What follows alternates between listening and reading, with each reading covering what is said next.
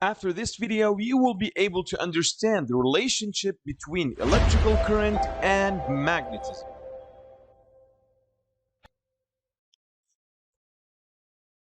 Hello everyone and welcome to a new video. In this video, we will be studying the relationship between electrical current and magnetism. We noticed that when a compass is brought near a wire with a current passing through it, the compass will move. Okay, we know that compasses are affected by magnetic field, especially the magnetic field of the Earth. So when we brought this compass close to a wire, this compass started moving. And the only explanation for that is that the current through the wire is creating a magnetic field. And the magnetic field was found to move in circles around this wire, and the direction of the arrows depend on the direction of the current. So if the current were switched to the other direction, this means that the magnetic field will also be switched. Now, the direction of the magnetic field going around this wire is determined by the right-hand rule. How is that? First of all, do not forget to use your right hand, not your left. A lot of students are using a pen in their right hand, so they accidentally start using their left hand when answering questions related to the right-hand rule. So please do not forget to use your right hand. Now, we will use our thumb to point towards the current, as you can see in this image, using our right hand, and we will wrap our fingers around the wire. Now, the fingers will point towards the magnetic field. So in this case, we can see that our fingers are going in this direction, as you can see. This means that the arrows are also going in this direction in the magnetic field.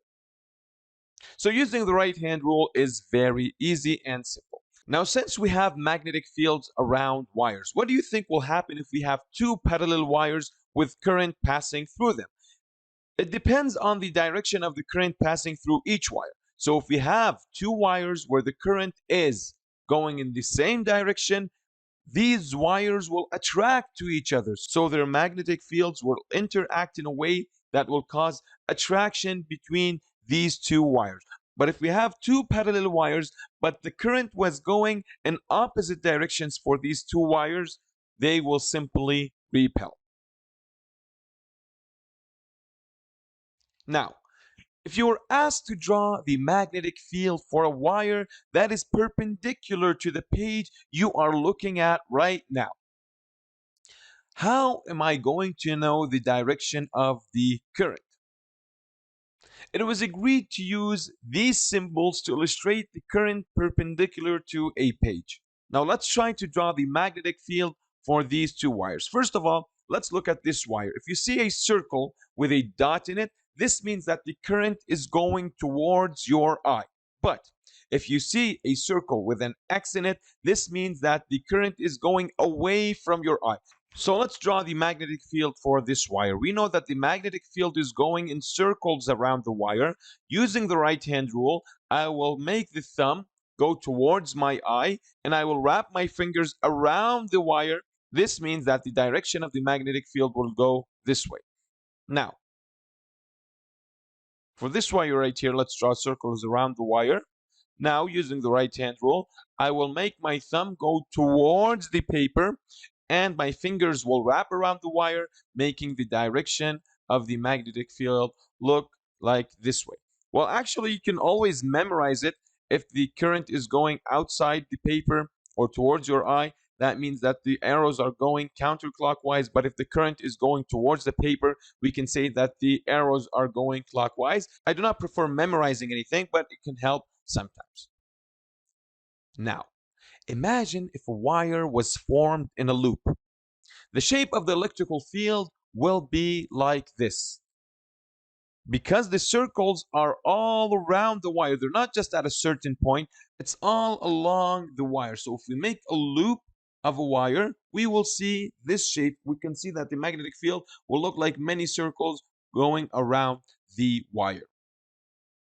Another experiment was done is that we tried to bring a loop of wire. The current was passing upwards this direction, then it was going downwards this direction. What they noticed is that the magnetic field here is interacting somehow. And this helped them do the following. They created many loops of a wire with current passing through them, and they called it a solenoid.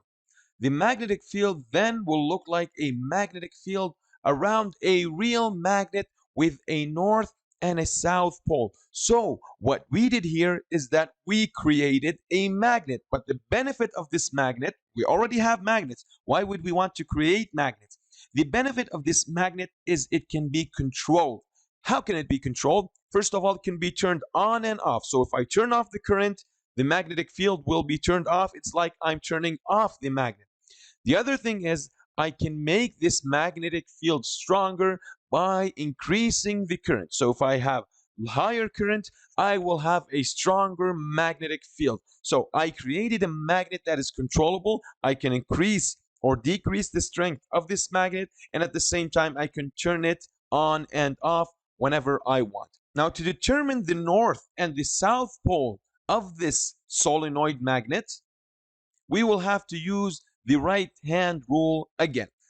The unknown here is the north and the south side of the magnet. So how are we going to find the north pole of this magnet? As we said, we're going to use the right-hand rule again. How can we use this right-hand rule? Again, do not forget to use your right hand, not your left. If you're holding a pen in your right hand, let it go, use the right hand rule, and then you can hold it back.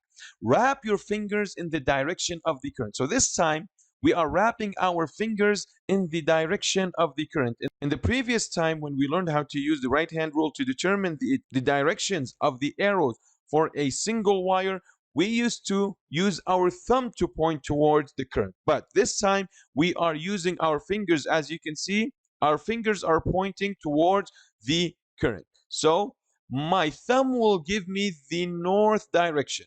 If I know the north direction, I can simply draw the magnetic field. We know that the magnetic field is going from the north pole towards the south pole, this way and this way, etc.